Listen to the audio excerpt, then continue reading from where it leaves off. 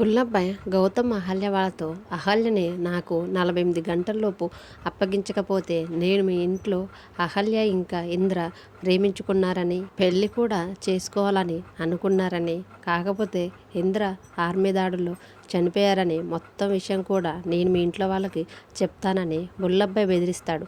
ఆ ప్లాన్లో భాగంగానే బుల్లబ్బాయ్ అహల్య వాళ్ళ మావయ్య అయిన బంగారాజుని కిడ్నాప్ చేయిస్తాడు. ఆ విషయం తెలిసిన అహల్య చాలా కంగారు పడుతూ ఉంటుంది. ఆ బుల్లబ్బాయ్ చాలా దుర్మార్గుడండి. మా మామయ్యని ఎంత ఇబ్బంది పెడుతున్నాడో ఏమో, ఎక్కడ దాచాడో ఏమో అని టెన్షన్ పడుతుంటే అప్పుడు గౌతమ్ గారు మీరేం టెన్షన్ పడకండి, నేను వెళ్ళి మీ మావయ్యని క్షేమంగా తీసుకొని ఇంటికి వస్తాను అని చెప్తూ ఉంటాడు. అయినా కానీ అహల్య వినకుండా నేను కూడా మీతో పాటే వస్తానని గౌతమ్తో అంటూ ఉంటుంది.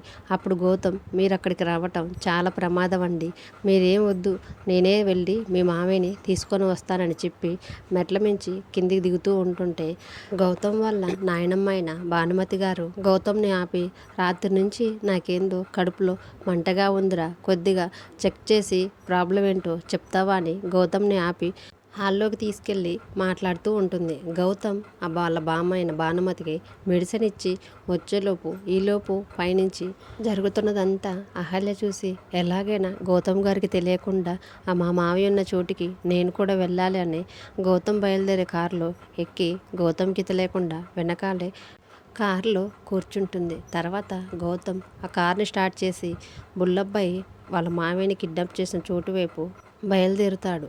బుల్లబ్బాయి నుంచి అహల్య మావయ్య అయిన బంగారాజు ప్రాణాలని గౌతమ్ ఎలా కాపాడుకుంటాడు, వాళ్ళ మావయ్యతో పాటు గౌతమ్కి తెలియకుండా కారు ఎక్కిన అహల్యని కూడా గౌతమ్ ఎలా కాపాడుకుంటాడు అనేది ఈరోజు జరగబోయే ఎపిసోడ్లో చూద్దాం. ఈ వీడియో కనుక మీకు నచ్చితే ప్లీజ్ లైక్ చేసి మన ఛానల్ని సబ్స్క్రైబ్ చేసుకోండి. Thanks for watching.